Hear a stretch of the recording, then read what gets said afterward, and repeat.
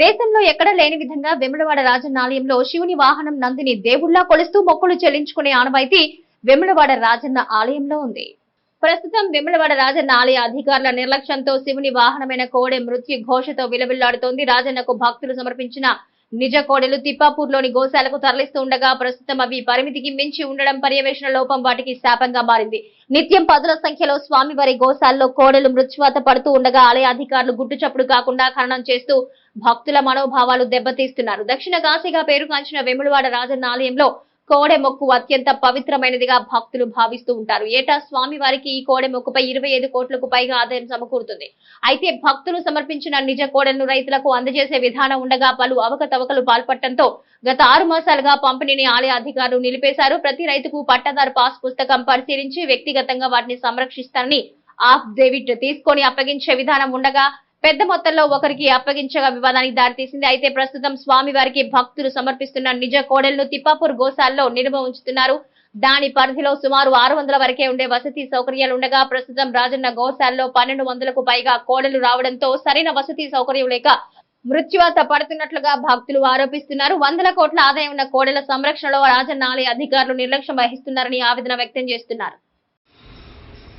దక్షిణ కాశీగా పేరుగాంచినటువంటి వేములవాడ ఎంతో పేద భక్తులకు కొంగు బంగారమై కోరిన కోరికలు తీర్చే ఈ రాజన్న వారి కొడుకులకు బిడ్డలకు మంచి జరగాలని వారి కుటుంబం బాగుండాలని ఎన్నో మొక్కులు మొక్కి ప్రేమతో ఆ కోడను తీసుకొచ్చి వేములవాడ రాజన్నకు సమర్పించడం జరుగుతుంది. గత కొన్ని సంవత్సరాలుగా ఒక ఆనవాయితీగా వస్తుంది.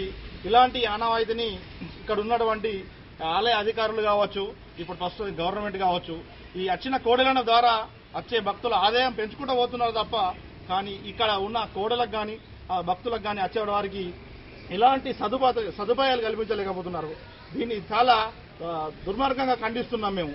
ఎందుకంటే కోట్ల రూపాయలు వస్తే వాళ్ళు జీతాలు తీసుకుంటున్నారు, గవర్నమెంట్కు ఆదాయం పెరుగుతుంది. కానీ ఈ సాధారణ భక్తులకు ఎలాంటి కార్యక్రమాలు కానీ వసతులు కానీ కల్పించడం లేదు.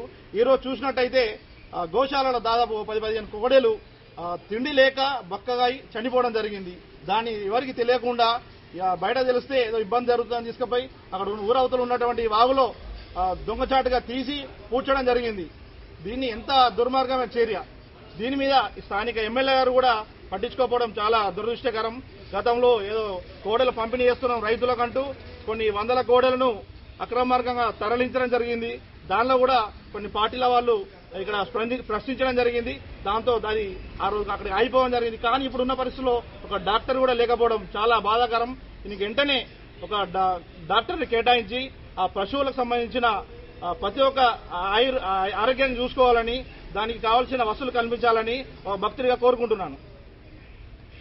మరి ఏదైనా కోరిక నెరవేరితే మీకు కోడెని కట్టేస్తాం రాజన్న అని దాదాపు పేదలు మొక్కుకుంటే మరి నెరవేరిన వెంటనే వారు ఆ రాజన్నకి ఇష్టమైన కొల్లాను మరి ఇక్కడ కోడె మొక్కుగా అప్పచెప్తా ఉంటారు.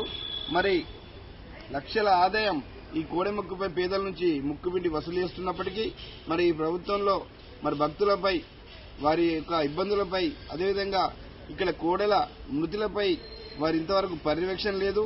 మరి గతంలో ఈ రాష్ట్ర ప్రభుత్వం రైతులకు కోడెలను మరి విడతల వారీగా అప్పచెప్పి ఏదో మొక్కుబడిగా 2 విడతలుగా ఇచ్చి ఇప్పుడు వాటి సంరక్షణను మరిచి మరి ఈ యొక్క పాలన కొనసాగిస్తా ఉన్నారు. వేములవాడ రాజన్న ఆలయ అధికారులు మరి ప్రభుత్వం కనీసం కోడలు మరి ఈ చనిపోయినాక వచ్చి కలెక్టర్ గారు మరి ఏదో పశు వైద్యశాల అధికారులను పంపడం కాదు, మరి ముందుగానే వారి ఆరోగ్యంపై వాటి సంరక్షణపై వాటి పర్యవేక్షణపై శ్రద్ధ ఉండాలని మేము భక్తులుగా కోరుతా ఉన్నాం. మరి గతంలో ఇక్కడ ఉన్నటువంటి మంత్రి గారు కూడా మరి దేవాదాయ శాఖ మంత్రి గారు మరి మొక్కులను అప్పచెప్పినటువంటి కోడెలను మరి వరంగల్ జిల్లాల కలేబరాలు కూడా తరలిస్తే మరి ఇక్కడ భక్తులందరం కలిసి ఆందోళన చేయడం జరిగింది. మరి వాటిపై వివరణ అడిగితే కూడా ప్రభుత్వం నుంచి స్పందన లేదు. మరి ఈ యొక్క మన భక్తుల ఆత్మగౌరవంపై మరి ఇక్కడ ఉన్నటువంటి అధికారులకు ఏమాత్రం సిద్ధశుద్ధి లేదని చెప్పి భక్తులుగా మేము ఆందోళన చెందుతా ఉన్నాం. మరి వెంటనే మరి కోడలు మృత్యువాత పడకుండా చర్యలు తీసుకోవాలి. మరి కోట్ల ఆదాయాన్ని మరి పక్కదారి పట్టించడం కాదు, మరి వాటికి కూడా కేటాయించి వాటి సంరక్షణకు చర్యలు తీసుకోవాలని భక్తులుగా మేము డిమాండ్ చేస్తా ఉన్నాం.